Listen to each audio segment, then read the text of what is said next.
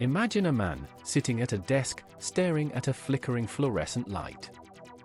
He is 55 years old. He has spent 30 years waiting for a finish line that keeps moving further and further away. He calls it retirement. But let us be honest, it looks a lot more like a prison sentence. Have you ever felt that? The sinking realization that your life is being traded, hour by hour, for a paycheck you barely have time to enjoy? We are told that if we grind, if we sacrifice our best years, we will finally be set free at 65. But what if I told you that this entire narrative is a lie? A manufactured dream designed to keep you running on a treadmill that never stops. Today, we are going to tear that lie apart. We are going to look at the psychology of money and discover why your plan for the future might be the very thing holding you hostage right now.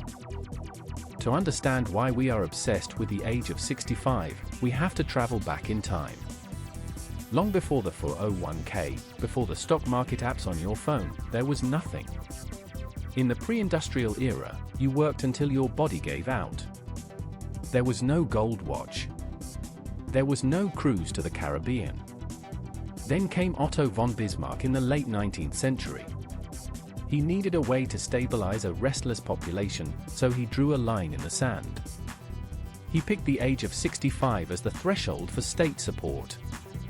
It was a political tool, not a biological truth. Yet, here we are, over a century later, still worshipping at the altar of this arbitrary number. We have taken a bureaucratic invention and turned it into the defining goal of our entire existence. Why are we letting a dead politician dictate the terms of our freedom? We are obsessed with the math. We calculate our savings rates, our compound interest, our tax-advantaged accounts. We are so busy optimizing for a distant date that we forget to live in the present. This is the compounding trap. We think that money is just about the balance in the bank account, but it is not. As Morgan Housel wisely teaches us, wealth is what you do not see. Wealth is the car you did not buy, the watch you did not wear, the luxury vacation you skipped so that you could buy something far more valuable, your time. Most people think they need $1 million to retire. They are wrong. You do not need $1 million to retire. You need the autonomy to wake up in the morning and say, I can do whatever I want today. That is the definition of true wealth. Look at the world today. Look at the rise of retirement visas in places like Thailand or Portugal. Why are so many people fleeing their home countries? It is because they realized their domestic savings were not enough to survive the standard of living they were promised. It is a global game of arbitrage. They are trading their geography, their culture, and their community just to make their money stretch a little further. It is a desperate scramble to compensate for the fact that we spent our lives following a plan that was never meant to sustain us. We are living in a world where we sacrifice our autonomy for 40 years, only to realize that the reward at the end is a life of exile in a foreign land. Is this really the freedom we were promised? Or is it just another way to keep us chasing a ghost? Humans are not designed for indefinite leisure. Have you ever noticed how people who retire fully often decline rapidly?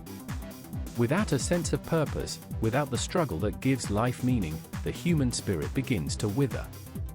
The goal should never be to stop working. The goal should be to reach a point where you never have to do anything you do not want to do ever again. This is the shift from retirement planning to wealth independence. It is about sovereignty. It is about having the power to choose your work, to choose your projects, and to choose the people you spend your time with. When you stop chasing the retirement lie, you start chasing something much more powerful. You start chasing the ability to be the master of your own destiny. And let me tell you, that is a game worth playing. The retirement lie is a cage. It tells you that your life is a trade-off, that you must suffer through the middle to earn the end. But what if you could take control right now? What if you saved more, spent less on the things you do not need, and invested in your own autonomy? You do not have to wait until you are 65 to start living. You can start building your independence today by changing the way you think about every single dollar you earn. Money is not a ticket to idleness. It is a tool for freedom. It is the fuel that allows you to live life on your own terms. Do not let the world define your finish line. You define it. You decide when you are free. Thanks for exploring this with me. If you enjoyed this journey into the unknown, don't forget to like, share, and subscribe. I'll see you in the next one.